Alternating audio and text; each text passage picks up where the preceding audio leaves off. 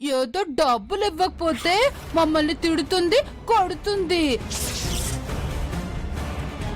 ఆస్తి రాసి ఇవ్వకపోతే చంపుతా అంటుంది. కానీ అది చంపేది కాదు. అదేంటండి, పిచ్చి పరాకాష్ఠలో ఉందన్నారు, చక్కగానే మాట్లాడుతున్నారుగా. అది మా కర్మ. గుడ్డిలో మెల్లలా అప్పుడప్పుడు మంచిగానే మాట్లాడుతుంది, మళ్ళీ అంతలోనే ఏదో పిచ్చి పిచ్చిగా అవుతుంది. అవును, నేను వాగుతూనే ఉంటాను. నువ్వు కూడా వాగుతావా పోలీసు? నేనేమో వాగను. మరి మా అమ్మాయిలో తాగుతావా? అది తాగుతుంది, చేతులు కోసేసుకుంటుంది, మా పీకల మీద కత్తి పెడుతుంది. నీకు కూడా అవన్నీ వచ్చా? అబ్బా, నువ్వు కాస్త అవతలకు వెళ్ళవే. మీరు చెప్పండి ధనుష్ గారు, ఏమైంది? మా అమ్మాయి ఏ తప్పు చేయలేదు కదా? దాన్నేం చేయకండి, అరెస్ట్లు అవి చేయొద్దు. ఎప్పుడో ఏవో పొరపాటు జరిగినట్టున్నాయి. ఎవరో కావాలని దీని మీద నిందలు మోపినట్టున్నారు. ఇప్పుడు దాన్నేమీ అనకండి. పాపం మా అమ్మాయి చాలా మంచిదండి. అంతేనన్నా? ఓసినంగనాచి అంతే అని ఎంత ముద్దు ముద్దుగా మాట్లాడుతున్నావి? నా ముద్దుల కూతురు అంతే ముద్దు ముద్దుగా మాట్లాడుతుంది. What is this? మీ ముద్దు మాటలు, ముద్దు కూతురు అన్ని ఆపండి. ముందు విషయం తెలాలి. ఇంకా తేలేదా? లేదు, మరి కాసేపట్లో తేలుస్తా. నువ్వు తెలుస్తావా? తనే పద్మావతి. మరి తను తేల్చకపోతే మీరు తెలుస్తారా? మీ పిచ్చి భార్య తెలుస్తుందా? లేదా మర్డర్ల మహారాణి మీ కూతురు తెలుస్తుందా? ప్రూవ్ కాకుండా నన్ను హంతకురాలు అనొద్దు. అనొద్దు ఏంటి అనొద్దు? నన్ను నువ్వు మర్డర్ చేయాలని యాక్సిడెంట్ చేశావు. నేను చచ్చిపోయానని కారులో వెనకాల పడుకోబెట్టావు కదా.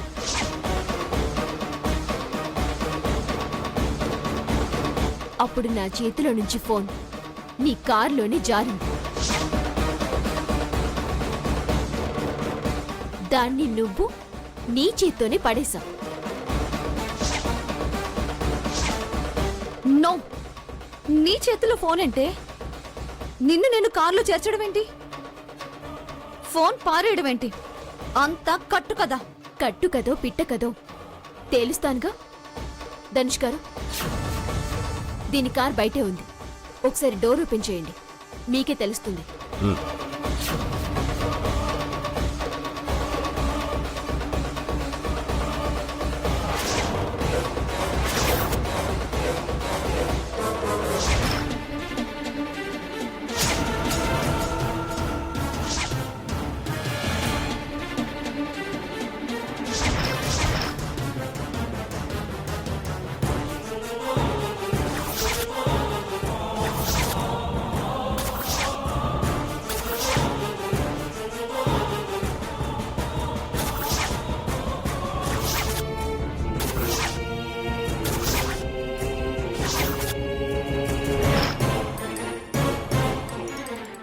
ఫోన్ నాది.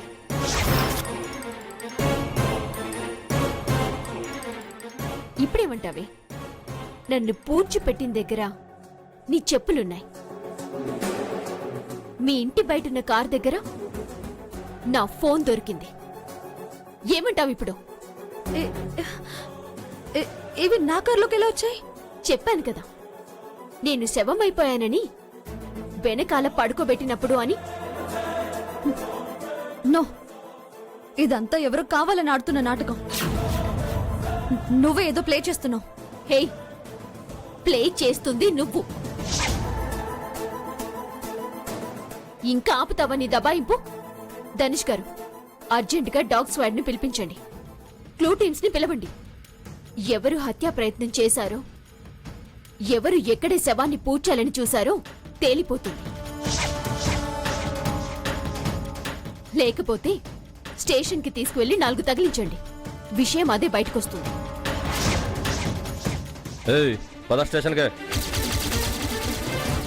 ధనుష్ గారు, ఒక్క నిమిషం. తనతో ఒకసారి మాట్లాడాలి. ఒక్క నిమిషం కాదు, ఒక క్షణం కూడా ఆగను. తన స్టేషన్ తీసుకెళ్లి లాకప్ లో వేస్తే మొత్తం చెప్తుంది. పద్మావతి మాట్లాడాలంటుంది కదా, మీరెందుకు తొందరపడుతున్నారు? ఒకసారి మాట్లాడండి. అది అలా రావి దారికి. పాపం మాట్లాడివ్వండి తనిష్ గారు. మీరు అడుగుతున్నారు కాబట్టి ఓకే, తీసుకెళ్ళండి.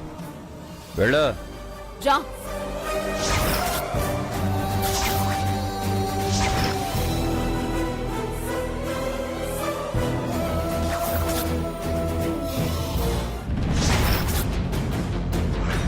ఏంటి ఏదో మాట్లాడాలన్నావు? ఇంకా బుకాయించి దబాయించి ఏవో ఎత్తులు జిత్తులు ప్రదర్శించాలని చూస్తే జైలుకి వెళ్తాం. జైలు జీవితం ఎలా ఉంటుందో తెలుసా నీకు? ఇదే నన్ను మాట్లాడాలనుకుంది. తెలిస్తే మంచిదని చెప్తున్నా. రకరకాలుగా నీ ఇష్టానికి తినటానికి ఉండదు. రంగురంగుల డ్రెస్సులుండవు, పబ్బులుండవు, పెగ్గులు ఉండవు. వారానికి 2 సార్లు గుడ్లు పెడతారు. అంతేకాకుండా రాళ్లు కొట్టిస్తారు, మట్టెత్తిస్తారు, నేల మీద పడుకోబెడతారు. విచారణప్పుడు పిచ్చి పిచ్చిగా కొడతారు కూడా. నరకమంటే ఏంటో బతికుండగానే అనుభవంలోకొస్తుంది.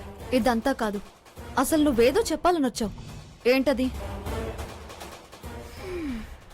ఇందాక నేను చెప్తే ఏదేదో అన్నావుగా. నేనేమీ చేయలేదు, సాక్ష్యాలేం లేవు అన్నావుగా. అప్పుడేదో అన్నానులే. ఇప్పుడు భయం మొదలైందా? నేను చెప్పేది వినాలనుందా? అవును, వింటాను. చెప్పు. నిజంగా వింటావా? వింటాను. వినడమేనా, విని చెప్పినట్టు నడుచుకుంటావా? అబ్బబ్బబ్బబ్బా, విని చెప్పినట్టు నడుచుకుంటాను.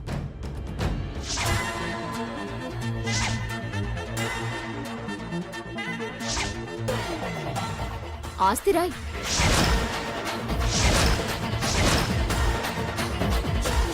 రాస్తే ఏం చేస్తావు?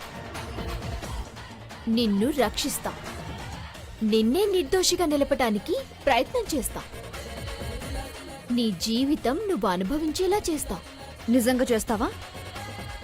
నమ్మితే సుఖపడతావు, లేకపోతే లైఫ్ నాశనమైపోతుంది. ఆస్తి కావాలో జీవితం కావాలో తేల్చుకో. నిన్ను జైలుకి వెళ్లకుండా కాపాడతా. నన్ను నమ్ము. నిజంగా నువ్వు నన్ను రక్షిస్తే నువ్వు అడిగిన ఆస్తి రాసిస్తాను. నమ్మమంటావా? అవసరం నాది. మాటెందుకు తప్పుతాను? నువ్వు జగజ్జంత్రివే. నిన్ను నమ్మటానికి లేదు. మనుషుల్ని చంపేసి పోట్ చేసే రకానివి. మాట తప్పడం ఎంత? అయ్యో, ఇప్పుడు అలా చేయను. దారికొచ్చినట్టే కదా. ఇంకా అనుమానం ఎందుకు? అయితే ఈ పేపర్స్ మీద సంతకం చేయి.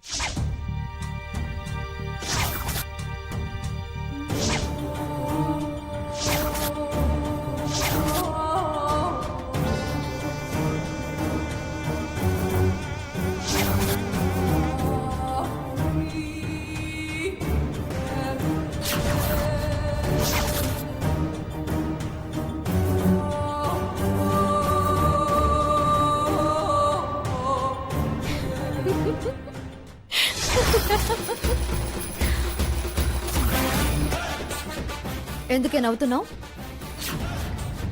ఇప్పుడు నిన్ను విడిపించకపోతే ఏం చేస్తావే?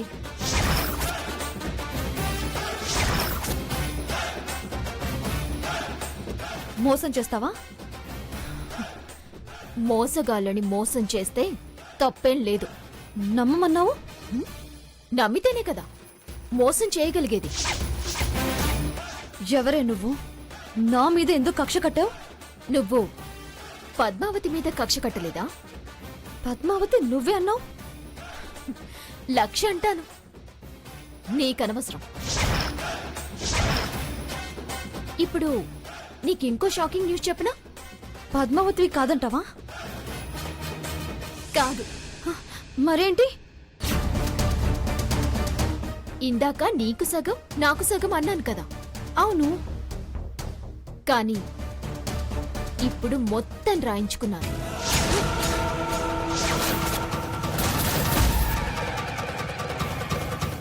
అయితే నా పేరున చిల్లి గవ్వ ఆస్తి కూడా లేదు.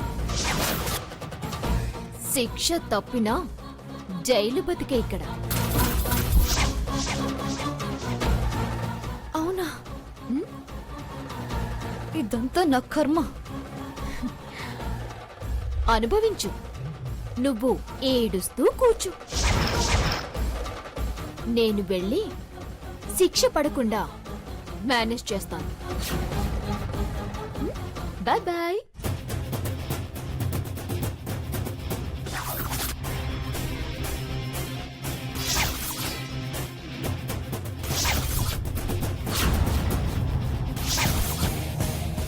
ఛ!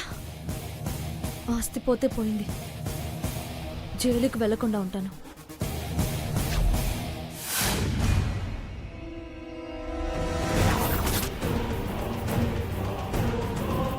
ఓటపండి. ఒప్పుకుందా? హత్య చేసింది తానే అని ఒప్పుకుందా? ఇంతకి ఎక్కడాది? దామినే, దామినే! అయ్యో సార్, ఎందుకంత ఆవేశపడుతున్నారు? కూల్. కూల్ అంటే కూల్. నేను డ్యూటీలో ఉన్న పోలీస్ ఆఫీసర్ని కూల్ అంటారంటే? దామినే, నువ్వు వస్తావా లేదా నేను రానా? ఆగండి ఆగండి. తనేం పారిపోవడం లేదు, పోదు కూడా. నేను నీకో విషయం చెప్పాను. What is this? ఏ విషయమైనా తనని అరెస్ట్ చేసి లాకప్లో వేసాకే మాట్లాడతాను.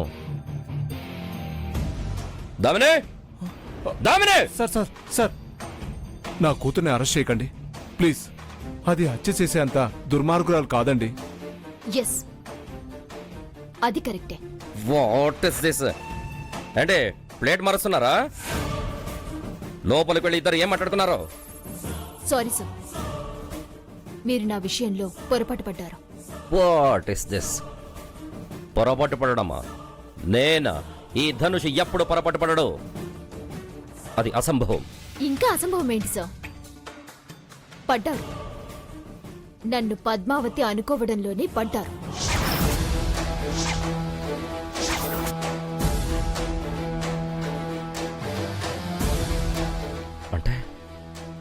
అంటే నువ్వు పద్మావతి కాదా? కరెక్ట్, నేను కాదు.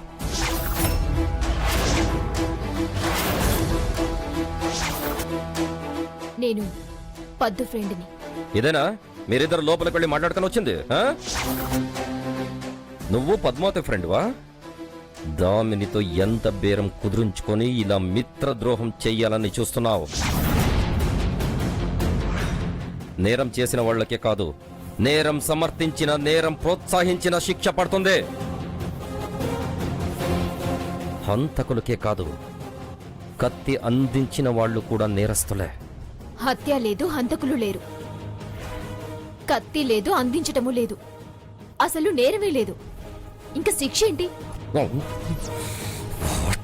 What is this? ఏం మాట్లాడుతున్నావు? నిజం, నిజం ధనుష్ గారు, పచ్చి నిజం. మీలాంటి వాళ్ళు నమ్మశక్యం కాని నిజం. ఏంటి ఆ నిజం? నేను పద్దు ఫ్రెండ్ని అన్నది నిజం. నేను నమ్మను. అదేగా ఇందాక చెప్పింది, నమ్మశక్యం కాని నిజము అని.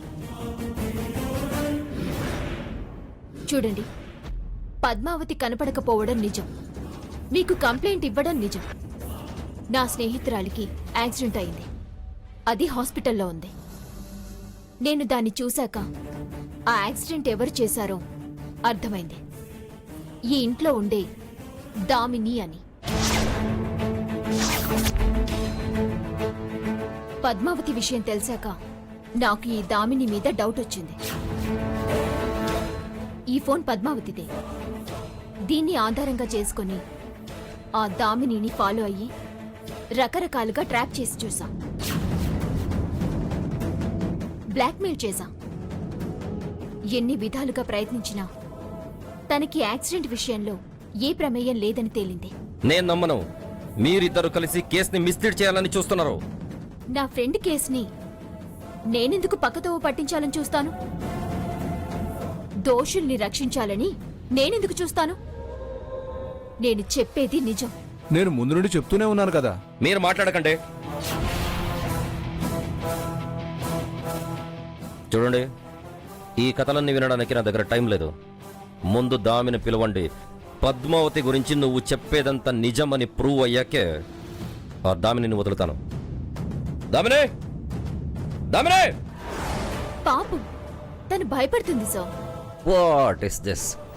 తను భయపెట్టే రకం తప్ప భయపడే రకం కాదు. నిన్ను భయపెట్టి ఇలా మాట్లాడు అని చెప్పి పంపిందేమో అని నాకు డౌట్ వస్తుంది. నీ నాటకాలు నా దగ్గర సాగవు. ఈ ధనుష్ని చిడ్చేలేరు. నా చేతులు సంఖ్యలతో సమానం. వదిలించుకోలేరు. దమినే,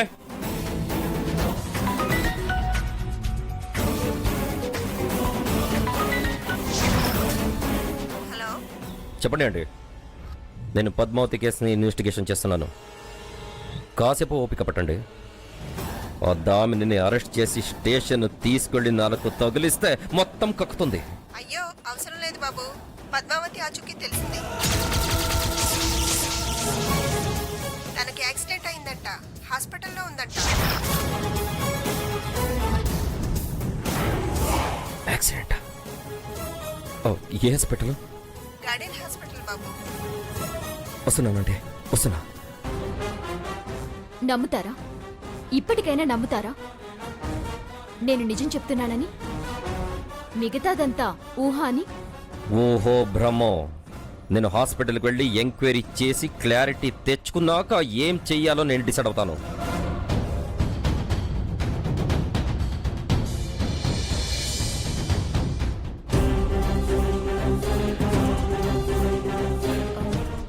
సరే ఆంటీ, నేను వచ్చిన పని అయిపోయింది.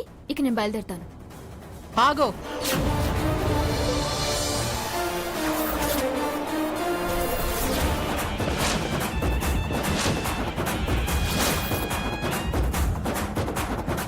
ఏంది? నాటకానికి రమ్మంటే నా కూతురి చేత ఆస్తి పత్రాల మీద సంతకాలు చేయించుకుని నీ దారి నువ్వు వెళ్ళిపోతున్నావు. ఛీ! మీ బుద్ధి ఇలాంటిది కాబట్టి మీకు అలాంటి కూతురు పుట్టింది. దాని చేతిలో మీకు చావు మూడింది. ఇలాంటి పిచ్చి బతుకు బతకాల్సొస్తుంది. మీలాంటి నీచమైన బుద్ధి, నాటకాలాడే గుణం నాకు రావు. ఆస్తి మీద కకృతి పడే నీచత్వం, డబ్బు మీద ప్రేమ, స్వార్థం నాకు లేవు.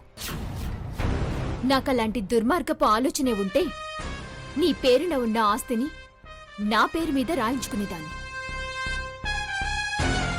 పుణ్యం కొద్దీ పురుషుడు, దానం కొద్దీ బిడ్డలు అని ఊరికే అనలేదు.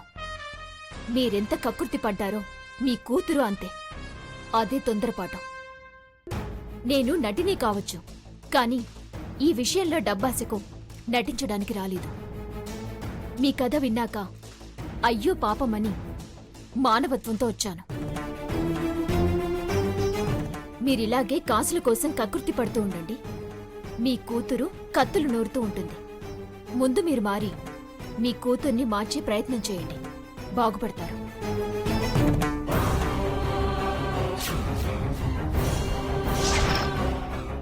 ఇదిగోండి డాక్యుమెంట్స్. మీ ఆస్తి మొత్తం మీ పేరునే రాయించాను.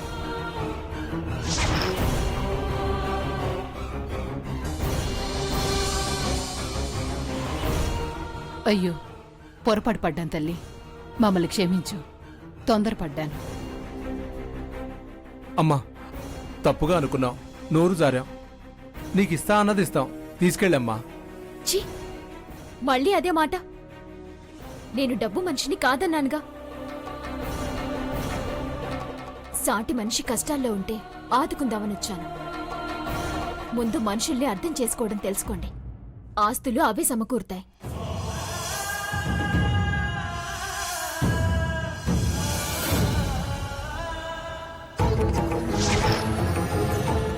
యావయ్యా, అంత మంచి అమ్మాయిని, సాయం చేయడానికి వచ్చిన మనిషిని బాధ పెట్టి పంపామయ్యా.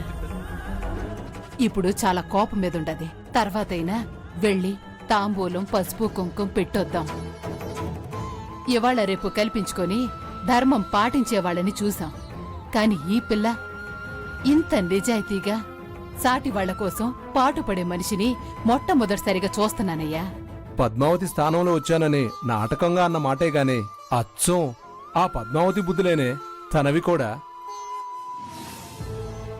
ఏవయ్యా, మన ఆస్తి తిరిగి మనకొచ్చేసినదే. ఇంత తేలిగ్గా మనకొస్తదనుకోలేదు. తేలిగ్గా రావడమేంటే, మన పిల్ల రాక్షసి ఆ పద్మావతిని కారుతో గుద్దిన దగ్గర నుంచి నువ్వు పడ్డ కష్టం అంతా ఇంత కాదు కదా. ఒక్కసారి ఆలోచించు.